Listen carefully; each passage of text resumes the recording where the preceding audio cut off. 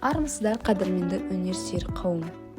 Мен Потанин атындағы мектептің 8-ші А сынып оқушысы Жасылек Айшымын. Бүгін мен сіздерді жай ғана тарихқа емес, қазақ поэзиясының аспанында жасын болып жарқылдаған құлагер ақын Ілияс Жансүгіровтің асқақ әлеміне шақырамын. Ілияс, ол қазақтың кең даласын сөзге сыйғызған, домбыраның пернесінен жыр сауған ұлы тұлға. Оның әрбір жолынан біз бабалардың танысын, даланың дүбірін сеземіз. Құлагер бұл жай ғана тұлпар туралы жыр емес, бұл еркіндіктің, өнердің және қазақтың қайсар рухының символы. Аршын иықты ақын Ілияс бұл поэмаға бүкіл даланың мұңы мен зарын, ақан серін қасіреттік мен халықтың арман тілегін сыйғызған.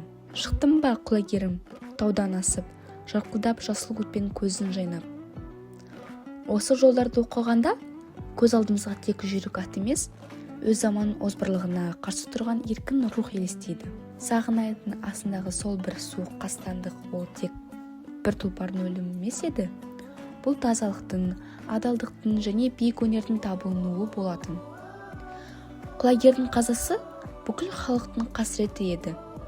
Бірақ тұлпар өлсе де, оның рухы Ілиястың жырларында мәңгі тірі. Біз бүгін сол жырмен сусындап өсіп келеміз. Біздің Потанин мектебінің қабырғасында әрбір шәкірт осындай ұлы туындыларды оқып, бабалардың аманатын арқалап келеді. Біз үшін Ілияс мұрасы тек өткен тарих емес, бұл біздің темір қағазымыз. Біз оның жырларынан намысты, төзімділікті және отанға деген шексіз махаббатты үйренеміз.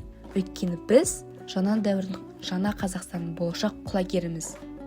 Құлагердің дүбірі біздің жүрегімізде, әрбір қазақ баласының бойында әлі де естеліп тұрғандай. Ендеше ұлық ақынның аманатын бірге ұлықтап, рухымызды биік ұстайық. Бізбен бірге болыңыздар, ұлы өнерді бірге қастерлейік. Назарларыңызға рахмет.